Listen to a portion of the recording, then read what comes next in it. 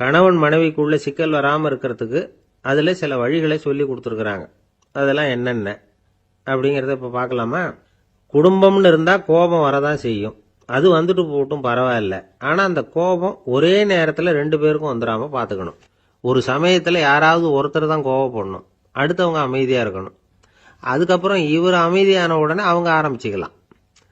கோபமாக ஏதாவது சொன்னால் உடனே கோபமாக பதில் சொல்லக்கூடாது. கொஞ்சம் பொறுத்து கோபம் தீர்ந்த உடனே அந்த பதிலை சொல்லலாம். அப்போ பதில் கோபமாக இருந்தால் கூட அது அவ்வளவு பெருசாக தெரியாது. அற்ப விஷயத்துக்கெல்லாம் காய்ச்சி மூச்சுன்னு கத்திட்டு இருக்கக்கூடாது. உங்கள் 2 பேருக்குள்ள ஒரு தர்க்கம் ஆரம்பமாயிட்டுதுன்னு வச்சுக்கோங்க. கடுமையாக 2 பேரும் விவாதம் பண்ணுறீங்க. உங்களில் ஒருத்தர் இதில் ஜெயிக்கணும்னா அது நீங்களாக இருக்க வேணாம், அடுத்தவங்க ஜெயிக்கிறதுக்கு நீங்கள் துணையாக இருங்களேன். அப்படின்னா நீங்கள் கொஞ்சம் விட்டு கொடுக்கணும், அவ்வளவுதான். ஏதாவது குத்தம் சொல்லணுமா, செஞ்ச தப்பை சுட்டி காட்டணுமா, விமர்சனம் பண்ணணுமா, பண்ணுங்க, வேணான்னு சொல்லலை. ஆனால் சொன்னதை அப்படி சொல்கிறத கொஞ்சம் அன்பாக இதமாக சொல்லுங்க. எப்போ நடந்த தவறுகளை எல்லாம் இப்போ போய் மறுபடியும் ஞாபகப்படுத்திட்டு இருக்க வேண்டாம்.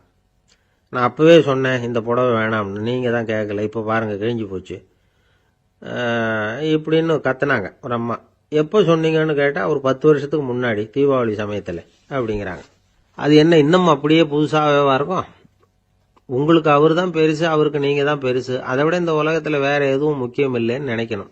நீ தான் என்னுடைய உலகம்னு எத்தனை தடவை சொல்லியிருப்பீங்க? அதெல்லாம் வெறும் வசனமாக போயிடக்கூடாது. ஏதாவது ஒரு பிரச்சனையை பற்றி கடுமையாக விவாதம் பண்ணிகிட்டு இருக்கீங்க, அதை அப்படியே பாதியில் விட்டுட்டு படுக்கைக்கு போயிடக்கூடாது. சொச்சத்தை நாளைக்கு பேசிக்கலாம்னு. அப்படி போனால் தூக்கம் வராது. பிரச்சனையை ஒரு முடிவு பண்ணிக்கிட்டு அதுக்கப்புறமா தூங்க போகணும். ஒரு நாளில் ஒரு தடவையாவது உங்கள் ஜோடியை பாராட்டி நல்ல விதமாக கனிவாக ஒரு வார்த்தை சொல்லணும் அப்படின்னு தீர்மானம் பண்ணீங்க. ஏதாவது தப்பு பண்ணிவிட்டீங்கன்னா பரவாயில்ல, அதை ஒத்துக்கிறதுக்கும் மன்னிப்பு கேட்கறதுக்கும் தயாராக இருக்கணும். அது ஒன்றும் கேவலம் கிடையாது. வீட்டுக்குள்ளே தானே கேட்க போகிறீங்க, வெளியில் யாருக்கு தெரிய போகுதோ? எப்படியோ உங்களுக்குள்ள ஒரு சமரசம் ஆனால் சரிதான். ஒரு தகராறுன்னு எடுத்துக்கிட்டா குறைஞ்சபட்சம் அதுக்கு 2 பேர் தேவை. தனியாகவே உட்காந்துக்கிட்டு நான் இப்போ தகராறு பண்ணிகிட்டு இருக்கிறேன் அப்படின்னு யாரும் சொல்ல முடியாது. 2 பேர் தகராறு பண்ணுறாங்கன்னா பொதுவாக அந்த 2 பேரில் யார் அதிகமாக பேசுகிறாங்களோ அவங்க பேரில் தான் தப்பு இருக்கும். அதை மனசில் வச்சுக்கணும். இதெல்லாம் தான் அந்த புத்தகத்தில் போட்டிருக்கிற வழிமுறைகள். இவ்வளவும் சரியாக வரலைன்னா அப்புறமா சொல்லுங்க, வேற புத்தகம் ஏதாவது இருக்கான்னு தேடுவோம். தென்கட்சி கோ. சாமிநாதன் ஐயா அவர்களின் இன்று ஒரு தகவல் நகைச்சுவை கதைகளை கேட்டு ரசித்தமைக்கு நன்றி.